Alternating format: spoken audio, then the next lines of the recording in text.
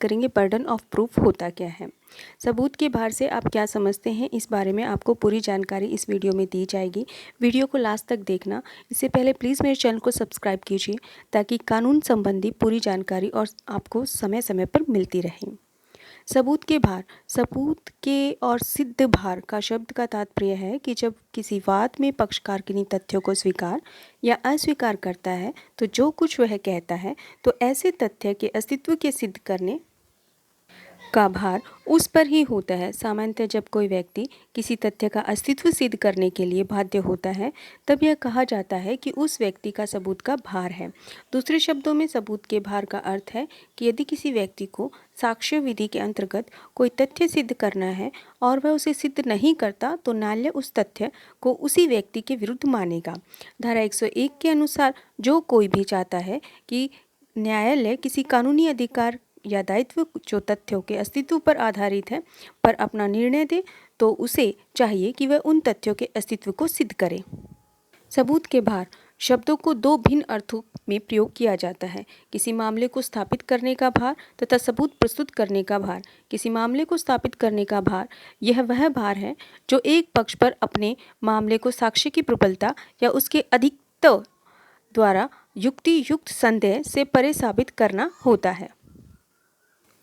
Section 101 के अनुसार जो भार वाद के आरंभ में ही अभिवचन से उत्पन्न होता है वह स्वीकार किए गए या इनकार किए गए तथ्यों पर आधारित होता है और मौलिक या परिणय विधि के नियमों द्वारा या विधि और तथ्य की उपधारणा द्वारा निश्चित होता है। यह हमेशा स्थिर रहता है।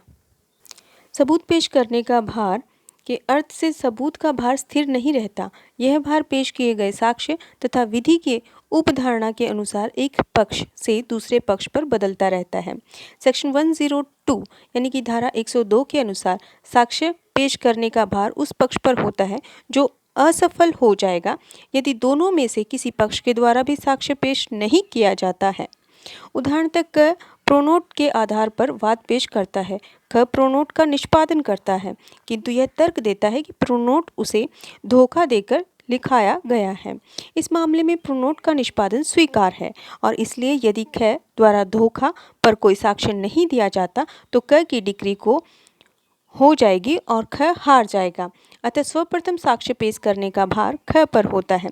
सर्वप्रथम वह साक्ष्य देगा और तब ख द्वारा दिए गए साक्ष्य का खंडन करने हेतु साक्ष्य पेश करेगा।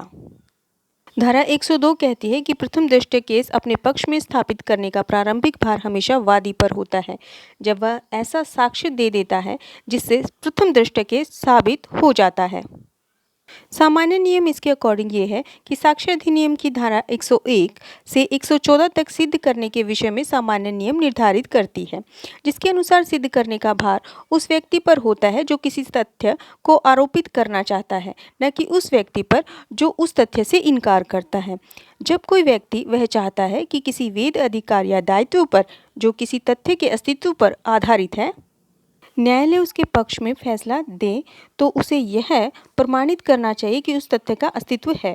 वाद पद को उस व्यक्ति द्वारा सिद्ध किया जाना चाहिए जो उसे स्वीकार करता है, न कि उस व्यक्ति द्वारा जो इससे इनकार करता है। सर्वप्रथम वादी को अपना मामला प्रथम दृष्टि से सिद्ध करना होता है।